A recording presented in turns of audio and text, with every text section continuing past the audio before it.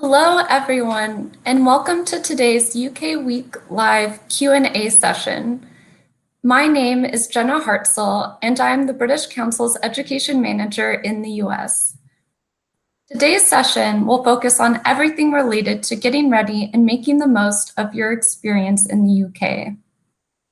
We'll also touch on some specific programs available to study in the UK, including law and engineering.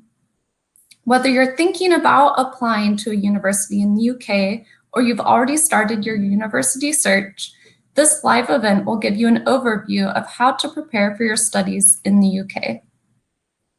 We are joined today by Jane Black, Regional Manager from University of Westminster, and Tommy George, International Officer from the University of Lincoln, who will be answering questions about the experience of being an international student in the UK.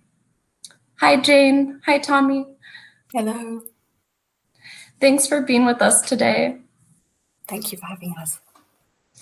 In about 20 minutes, we'll then talk to Paul Mcconnell from the Birmingham Law School from University of Birmingham and Shane Langlois, Senior International Officer from the University of Manchester, who will be answering all of your questions related to studying law and engineering in the UK and support for international students.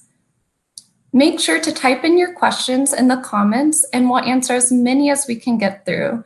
To start off, please feel free to say hello in the comments and let us know where you're joining us from.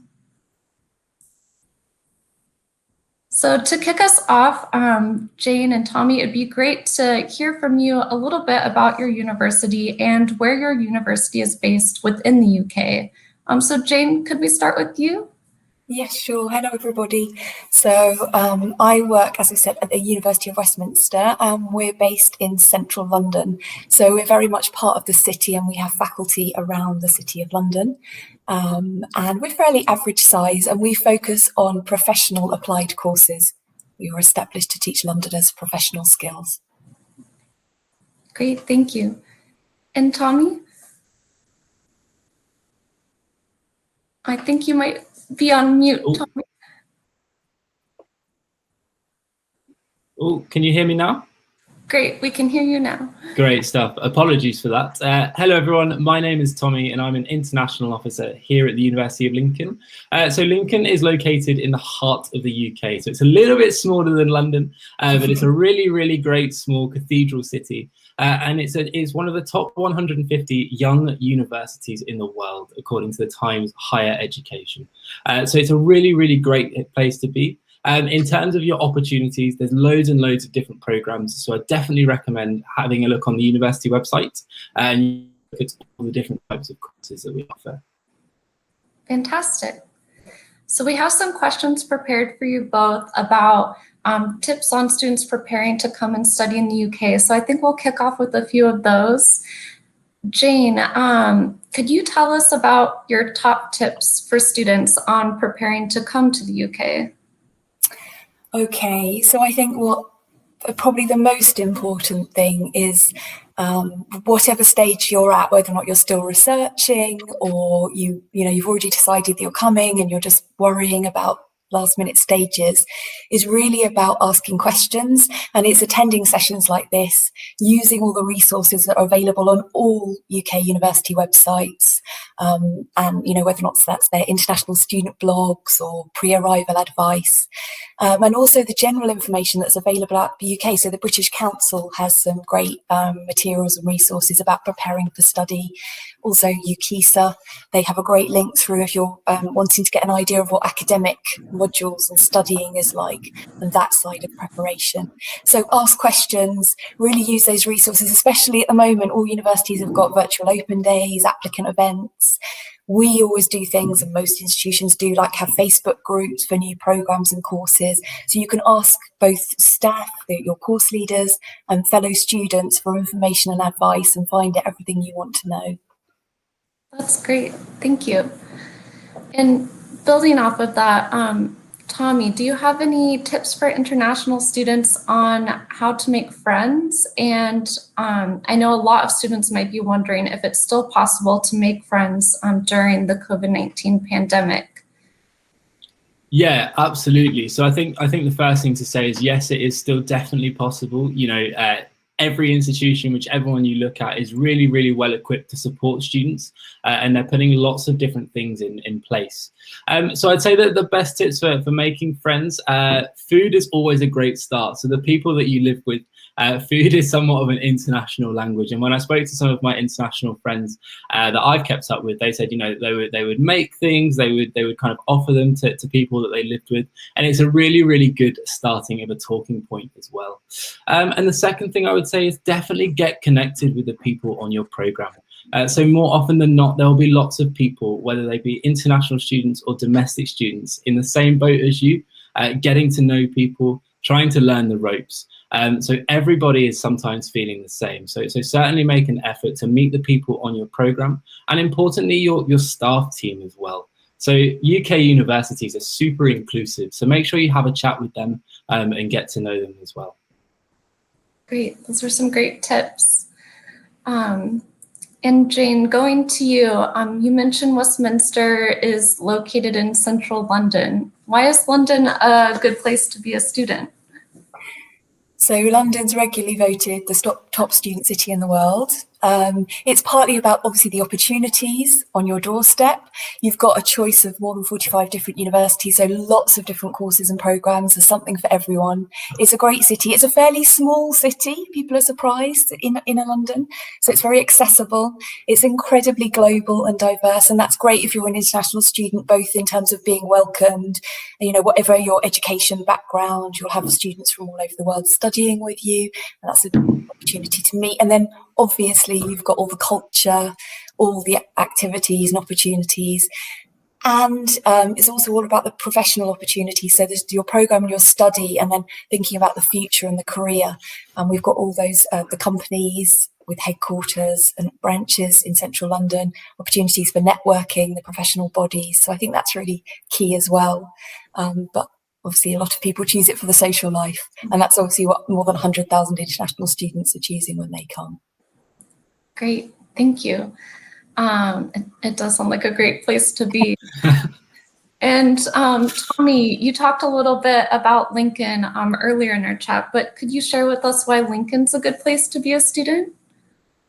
Yeah, that's a very tough act to follow, but yeah, absolutely. Lincoln has its quirks. So in terms of the institution itself, as I say, we're a top 150 young university in the world. And we've just also been awarded Modern University of the Year as well.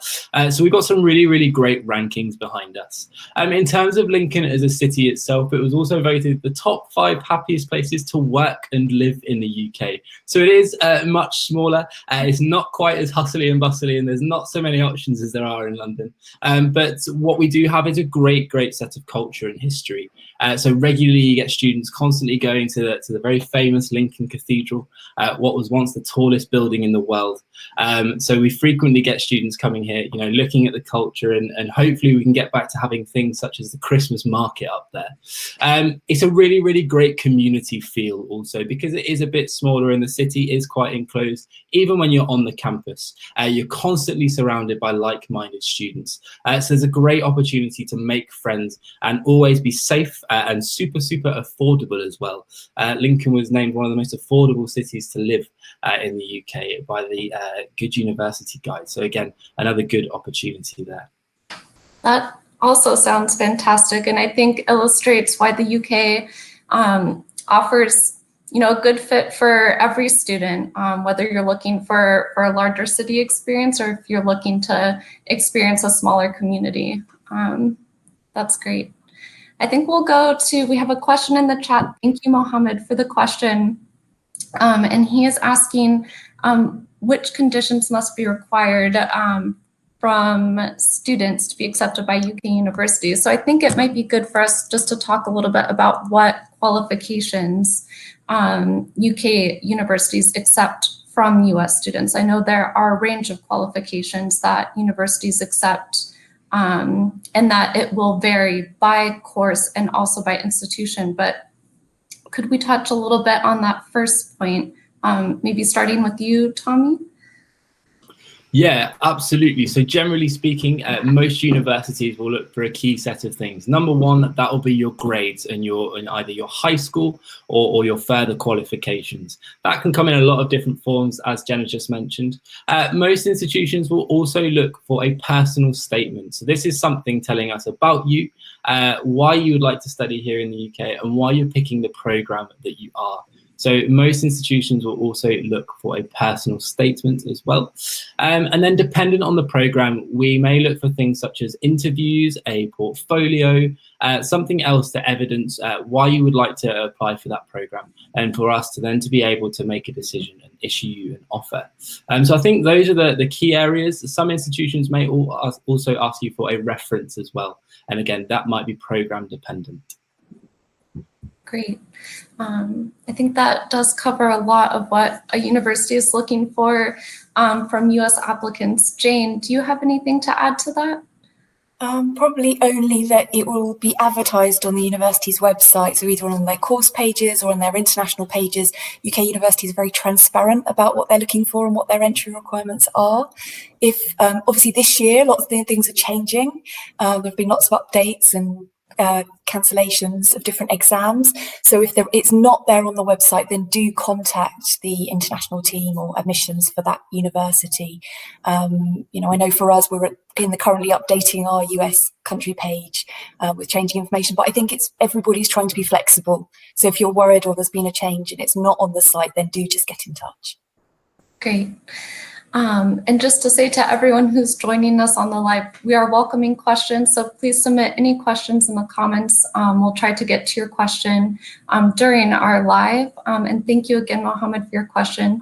There was a second part to the question about what kind of help and support universities offer to students. And we've maybe touched on it a little bit here and there in our chat so far, but maybe we could talk a little bit further about what kinds of support UK universities offer specifically for international students. I know it's a really robust network of support. So Jane, could we start with you about the type of support that University of Westminster offers international students?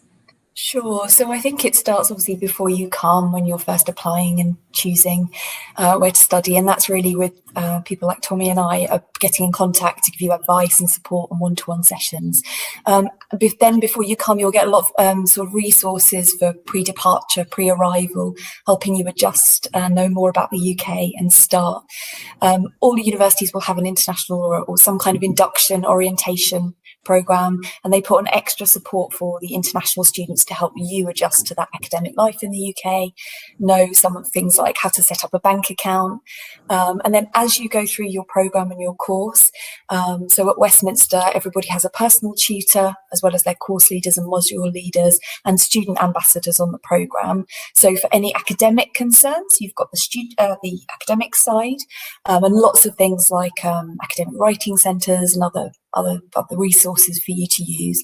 And on the pastoral side and the student support, there are things like, when you first arrive, we have a fan scheme, Friends of Arriving Students, so you get to have a contact and a point to help you settle in. And then as you go on, it's about all the student services and support with that as well. Fantastic.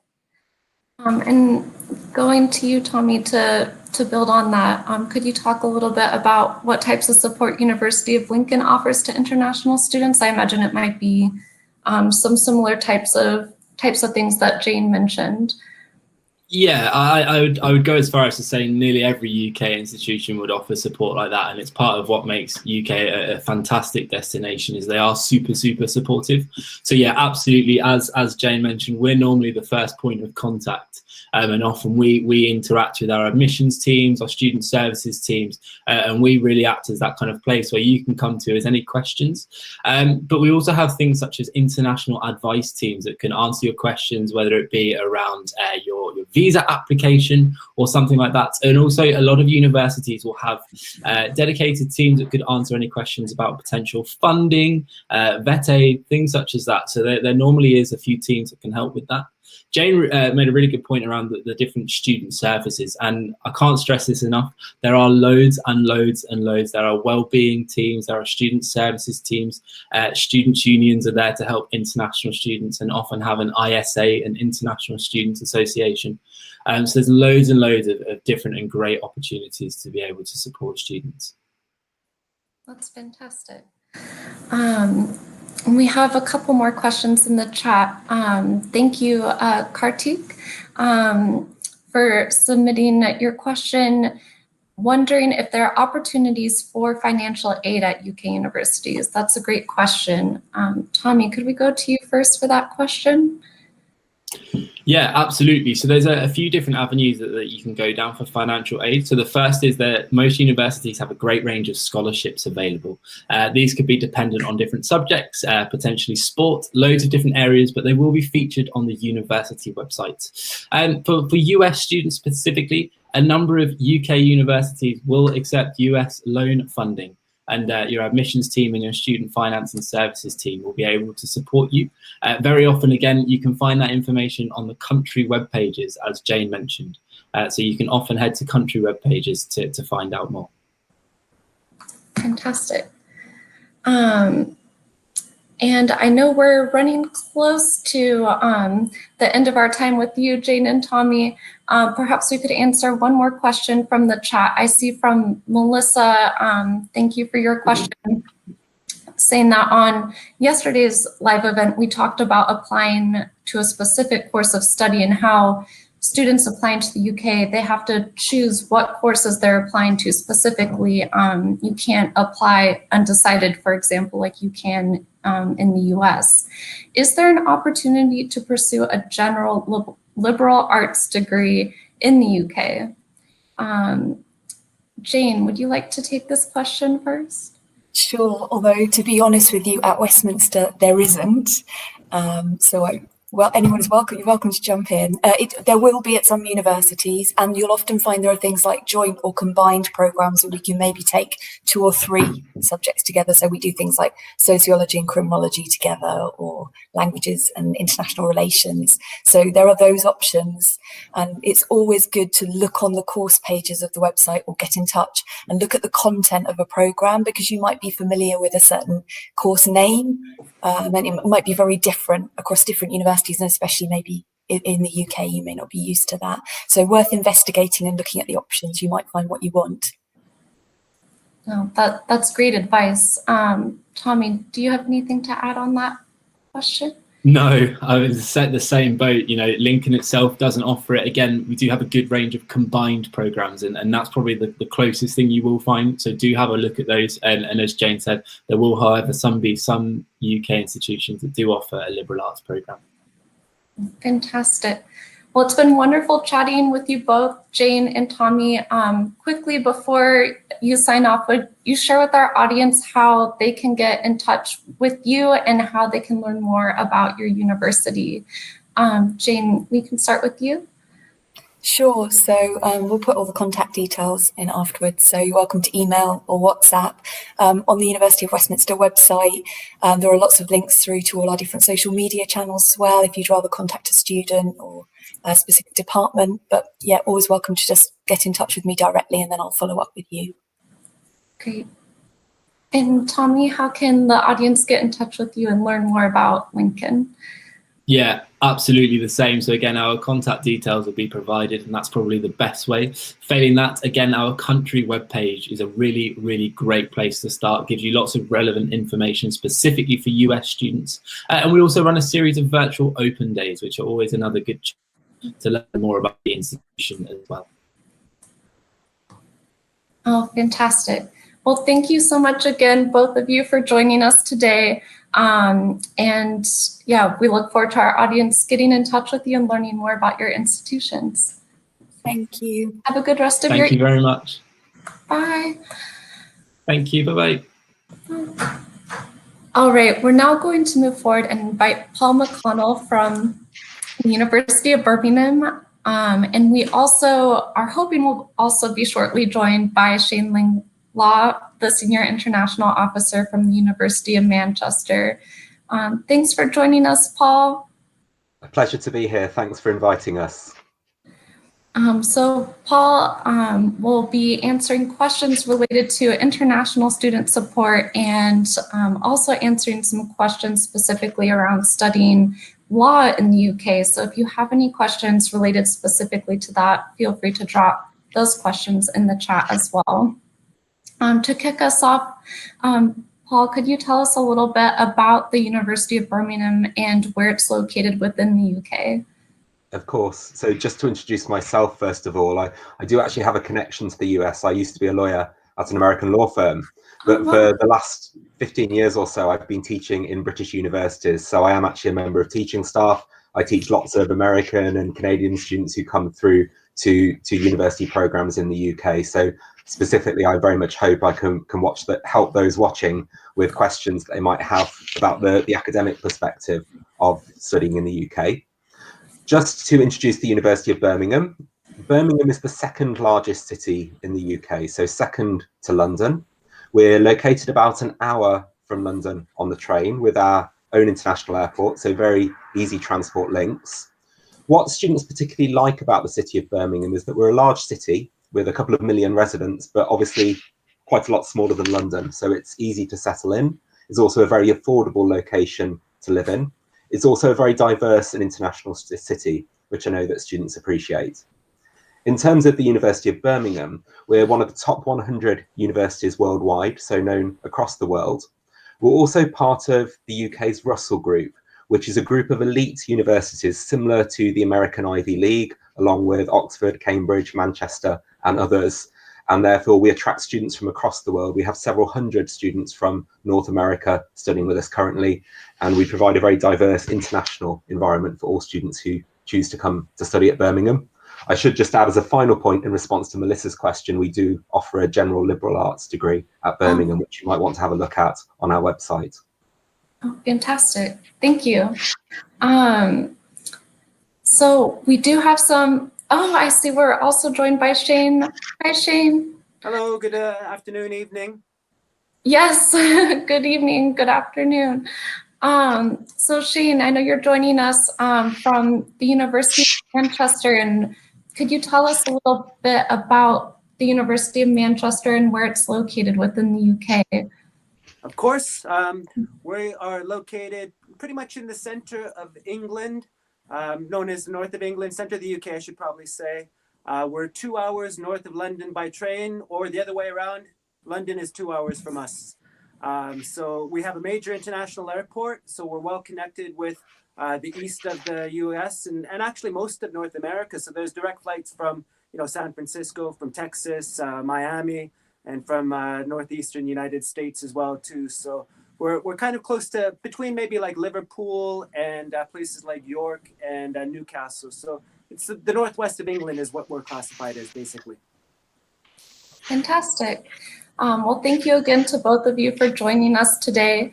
I know we have a couple of questions in the chat, which we will get to in just a moment, but I thought we'd kick off with a couple of questions around international student support, which we were talking about in our first section with Jane and Tommy.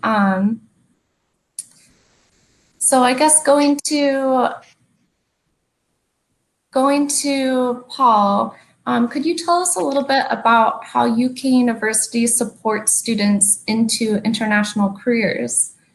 Absolutely. UK universities are increasingly focused on employability of all students, be it both in the UK and internationally. And with so many international students choosing to come and study in the UK, it's really important for us all to have a strong employability offering. So to give you an example of the University of Birmingham, we have a very large careers network which supports all of our students. But within that team, we have dedicated international careers officers who guide students from around the world about their global opportunities. We also run specific international careers weeks, which gives students connections with international employers. So, for example, if you're studying in the UK but looking at a career in the US, we will make sure you have the right connections and information that you need to progress your plans upon graduation. Great. And Shane, I know we get a lot of questions around if there's any like scholarships or financial support for international students coming to the UK. Could you tell us a little bit about the type of support that is available for international students? Yeah, we're similar to a lot of UK universities where we offer merit scholarships. So it's based on academic standing during your application. Most scholarships carry a value between £3,000 and £5,000, and they function as a tuition fee reduction. I would say about probably 80 to 90% of them are solely for year one of tuition fees. But at Manchester, we now have scholarships for American students, which includes year two of your studies as well too. So it's conditional on good grades in year one, and then you carry that to year two. So we currently have £5,000 scholarships for these students, mostly for students in IB systems and IB schools, and that's internationally as well too. And then we do have 4 $7,500 alumni scholarships that are provided for our US students on a master's degree. And we have other scholarships available too for key subjects such as international development, humanitarian conflict response. I can understand that the pathway can seem opaque and difficult for students when they're going through this for the first time. The university websites are the best and most up-to-date source of information. So I encourage you to try to find those on each institution's websites, and then look at the school offering. And be reassured as well too that our offer holders are actually sent links to the scholarships as well too as part of the admissions process. So there is outreach activities that people like myself at other universities will do to ensure that students are up to date. Social media is another good source, so make sure you check out university Facebook pages, Twitter feeds, those types of things, because universities will often post information on when these scholarships are open and available. So just one more time to recap, yes, we do have international scholarships like many UK universities. They're merit scholarships. They're in value between £3,000 and £5,000. So it's about something like 25% to 1/3 off the tuition fees is the offer currently. That's fantastic. And I know Birmingham and Manchester, along with many UK institutions, also accept the US federal financial aid, the commonly known as FAFSA here. So that's another just great thing for international students looking to study in the UK to be aware of as well. Well, I think we'll go to some questions in the chat, and I see we actually have 2 questions related to age limits for studying courses in the UK. And so I was curious if either of you are aware of, is there a minimum age limit? I see one of our contributors in the chat, Victoria, asks, she's turning 17 in November and is hoping to enter university in the fall. Will it be an issue if she's not 18 years old at the time of starting her course? And then, on the other range, is there any sort of limit to the age of how old a university student can be to start their course? I guess we could go to Paul. Do you know for University of Birmingham, for example, if there are any sort of age limits on either end? At the lower ends, the age of 16. So 17 is absolutely fine. And we actually get a surprising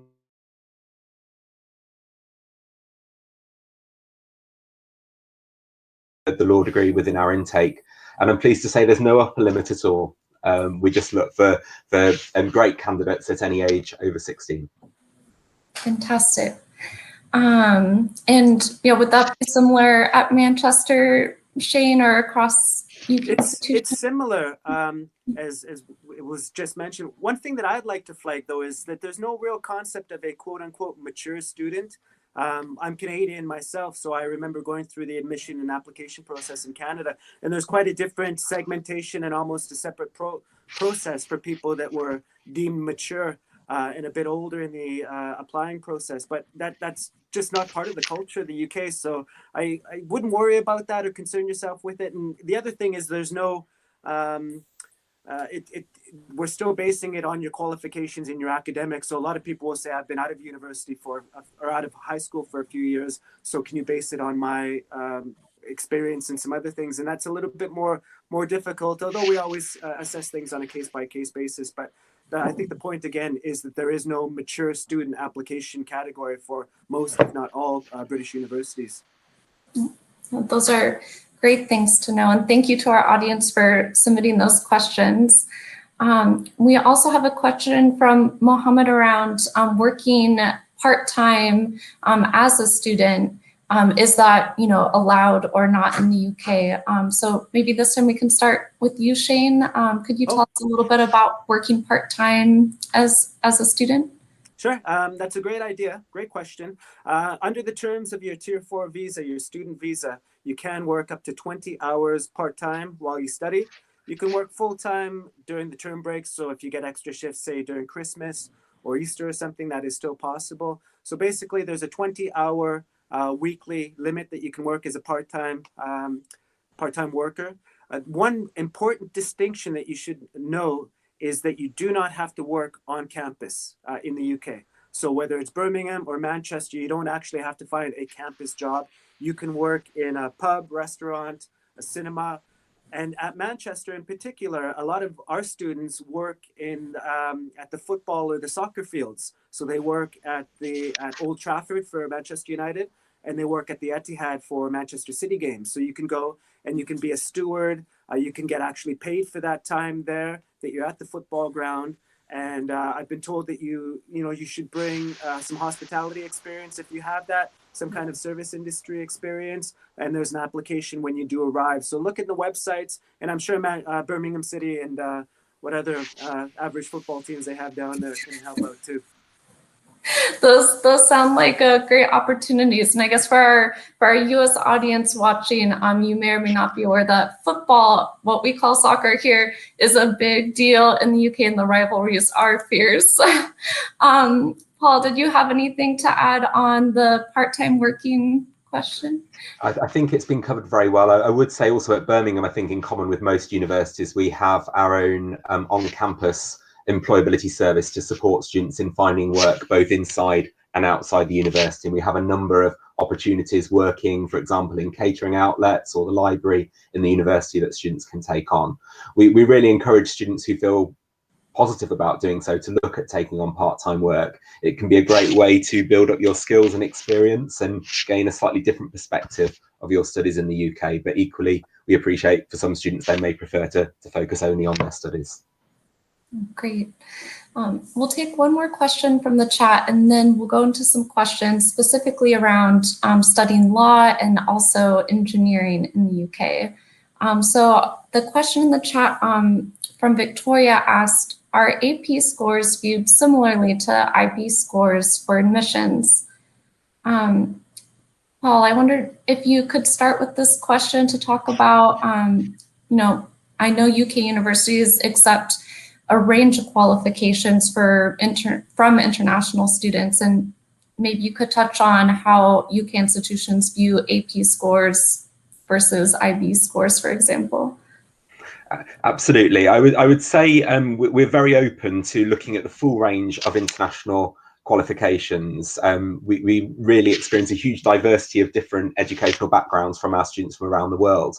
And I would say really the exact requirements will vary from program to program, from university to university. So always a really good starting point is just looking at the website for some of the more competitive programs. There will be different requirements to others. So have a look at the website, and if in doubt, just contact using the email addresses usually given for each specific program, the relevant team, and they can advise you more specifically about your individual position and how your own profile might be fitted. Fantastic. Shane, did you have anything to add for that question? What was it again? Just remind me. Yeah, so just around how UK institutions view AP scores versus IB scores and the types of qualifications. Yeah, we usually we do recognize students that have dual qualifications. So if you have local and or IB qualifications, we'll recognize both. Usually there's a preference for IB because it's more widely recognized and you're on the same level playing field with students from other countries. But I think maybe if I was a student, I'd probably have perhaps maybe a little bit more either faith or confidence in the IB system because you've been tested throughout, whereas AP, there's quite a big test at the end. And I know the same for IB as well too, but the universities, Birmingham, Manchester, the Russell Group universities, we're all very familiar with IB and AP qualifications and all international qualifications. So I think at the end of the day, you should have faith that we'll make the best judgment on the applications that we have and do our best to support the students that do apply to us. And we want to get the students that are academically qualified. We all want to get you on the course as well too. So we're working together in that regard. Great. So we'll go to a couple of questions we have for Paul and for Shane around studying law in the UK and also engineering, but please feel free to keep putting your questions in the chat. Oh, it looks like Shane may have dropped off for a moment. Paul, could you tell us a little bit about the benefits of studying a UK law degree, and also what are the unique aspects about Birmingham Law School? Absolutely. It's a trend we've noticed really in the last 10 years or so. Increasing numbers of American students looking to come to the UK to study law degrees. And currently in Birmingham Law School, we have 30 to 40 American students studying law programs with us, alongside many Canadians as well, actually. And in terms of the attractions, I think there's a number of considerations here. For law specifically, a key one is that in the UK, you can study law as a first degree, whereas in the United States, you would study law as your second degree after completing your first program. You can come straight from high school to a UK law degree, and therefore, if you're very set on wanting to be a lawyer, it's a way of getting your career off to an earlier, quicker start, and obviously there's a time and cost saving involved as well. A second real appeal to the UK law degree is that it's so well recognised around the world. Quite a large number of countries have what are called common law legal systems, which are essentially very similar to the UK. So to give you one illustration for American students, those students who have a UK 3-year law degree are in exactly the same position as American graduates for completing the New York bar exam. There's a very simple recognition process. The UK degree is just as recognised as an American degree for that purpose. And likewise, if you go to Canada, Middle Eastern countries, Asian countries, there's many other countries that open up to you with a UK law degree. So it's a really well recognised international qualification that you can get started on at an early stage in your academic studies. Now, turning to what's specifically of interest about Birmingham Law School, I'd say there's a couple of real attractions for North American students who may be considering their options in law in the UK. The first is just the international reputation of the law school. As I've already said, it's very well known on an international level. About 40% of our students are international students from all over the world. We have a highly international teaching faculty, and we run a range of courses that are not just UK focused. They also have an international focus, including a fairly unique degree in international law and globalization. On top of that, students are really attracted by the law school's focus on employability. I've already mentioned that we generally support all of our international students, but alongside our university-wide employability program, within the law school, we have over 100 work experience opportunities per year. We have a pro bono program, which enables around 300 students a year to gain voluntary legal work experience. We also have specific skills-based training in key lawyer skills like interviewing, negotiation, and advocacy. So the goal is not just that you get a highly recognised academic law degree, but also you get all the experiences and support that you need to make you employable in the US, in the UK, or anywhere in the world. That sounds like a fantastic opportunity for international students and US students specifically. Thanks for sharing that.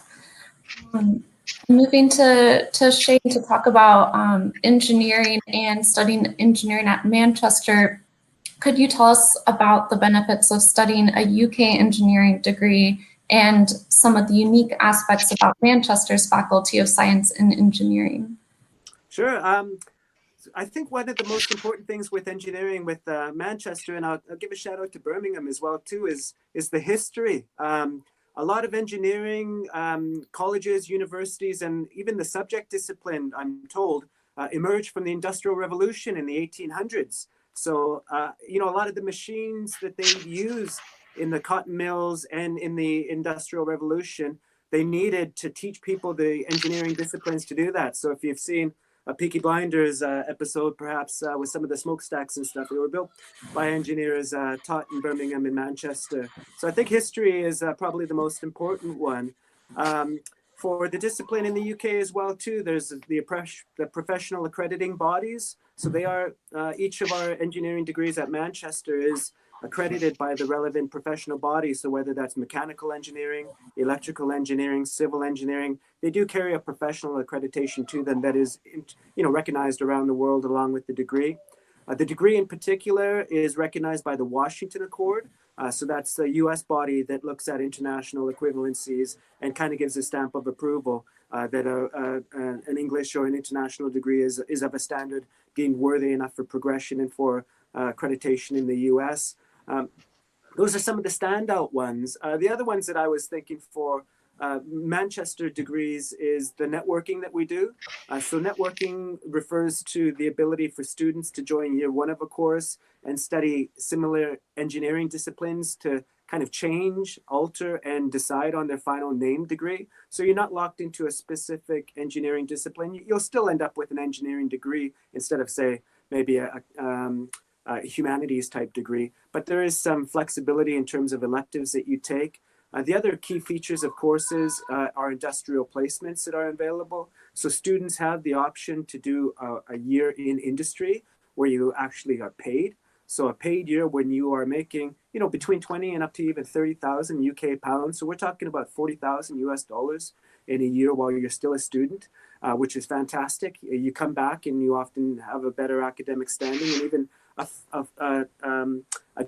doorway into industry. A lot of students actually have open job offers for when they graduate. And finally, the one that I wanted to add is the option to do an MEng, which is a Master's of Engineering. So it's an additional year to your bachelor's degree. So the standard 3-year bachelor degree in engineering is called a BEng. And then there's an option at Manchester and some other universities to do an MEng. So that's a master's degree in engineering. It's not the same quite as an MSc, but it's more for students that are looking to go into academia, research, those types of area. And it's for the best and the brightest. So it's almost an invitation only type thing for students in the final year of their degree, whether or not they want to extend that. But those are some of the key features that I think set engineering out in the UK. Again, history that is behind it, the way that the courses are structured, being able to start an engineering discipline from day one, I think is quite exciting. And to be able to finish that in 3 years, if you so wish, is a fantastic option as well too. And that does sound like a fantastic opportunity for students interested in studying engineering. Well, our time is coming to a close here, and I want to make sure that our audience has a chance to hear from both you, Paul, and Shane, about how they can get in touch with you and how they can learn more about each of your institutions. So maybe we can start with you, Paul. Could you tell us how our audience can get in touch with the University of Birmingham and also learn more? Of course, we've got a really comprehensive website and there'll be different contact details for each department. So depending on what program you might be interested in, if you have a look on the page, there will often be specific email addresses given. There's also specific points of contact, for example, for American students with our international team who work specifically with our American students. So a good browse through our website should really help to give you some initial information. Of course, we do increasingly run a very large number of online events now as well, like online open days and plenty of opportunities like this really to find out more about the university. But I'd start with the website and carry on from there with your research. Great. And Shane, could you tell us how our audience can get in touch with Manchester and learn more about your institution? Sure. The easiest step is probably through the website again. So that's manchester.ac.uk/USA.